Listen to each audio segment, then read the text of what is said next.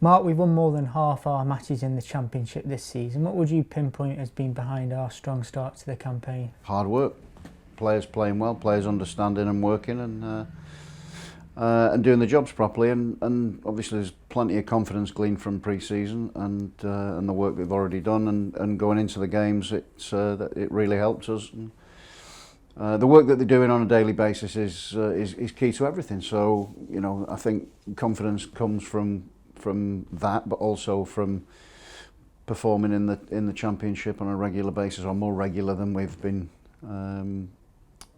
used to, I suppose. But I think really from the start of pre-season they've been really focused and ready to go. So there's no magic secret to it, but you've got to work hard and you've got to be diligent with what you're doing. So yeah, I think that's a big part of it. How do you and the players go about keeping those standards high? It's just the expectation. That's the levels. There's non-negotiables. There's things that they have to do. They turn up every day and they work, and they they do that in a really constructive way. So I think that the building blocks are in place, and we've got to keep working towards that and keep working towards keeping improving. I think the result on Saturday and the performance on Saturday went hand in hand. I thought they were really good. I thought everything in the stadium was good, and we came out with a fantastic win, to be fair, against a really good team. So if they can't glean confidence from that, they won't glean confidence from anywhere. So we look forward to the game tomorrow at Oxford, knowing it's a different challenge. It's away from home again, and but we look forward to it. What's it like to manage this group of players, and how are you getting the best out of them?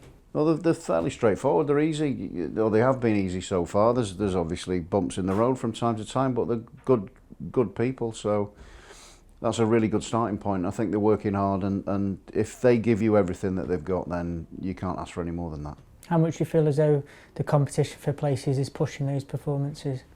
I think that's true and can be said. But then the players that have sort of found themselves outside of the team are really good support for the ones that are in the side, but also they've got to be pushing to get in the team themselves, because that's what it's all about, and that promotes the competition in itself. It's when people then start to drift, and if they do that, then they're no good to anybody. And what they'll find is that they'll find that they can't get themselves back to a level because they've drifted for too long. So those are the things that we can't accept.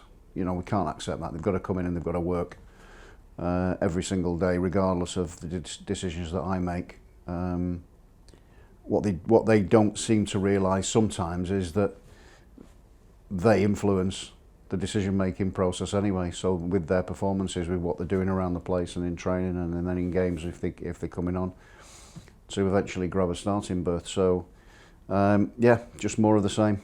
Divine's teammates have spoken about what else he brings to the team other than goals. As a former striker, what is it that you like about his different traits? He's got a bit of everything. He's a young player, and he's somebody who's got a really good knack of being in good positions most of the time, and he's still learning.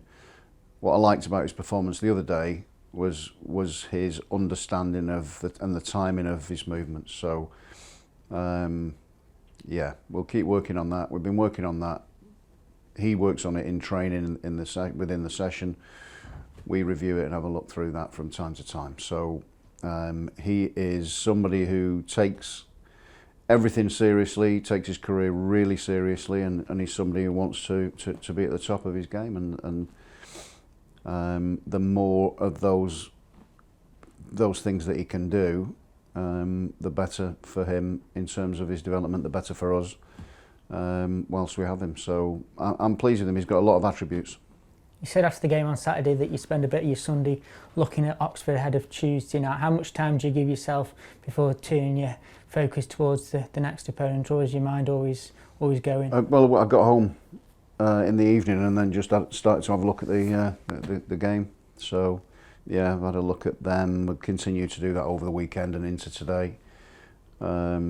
But I think that there's a lot of work goes on with the analysts. They give us a lot of information that we've got to process, and then the work starts to happen from this morning now when they come in. So in terms of giving that to the players, so we've got a small window and relative quick turnaround, but there's a lot of work being done on that already. I guess as well with the performances of late, it gives you a good selection headache going into that game. Yes, I think headache. I've got options. There's a good options. So, but again, it's a 3-game week. We've started off brilliantly with an incredible performance. So we want to continue that tomorrow.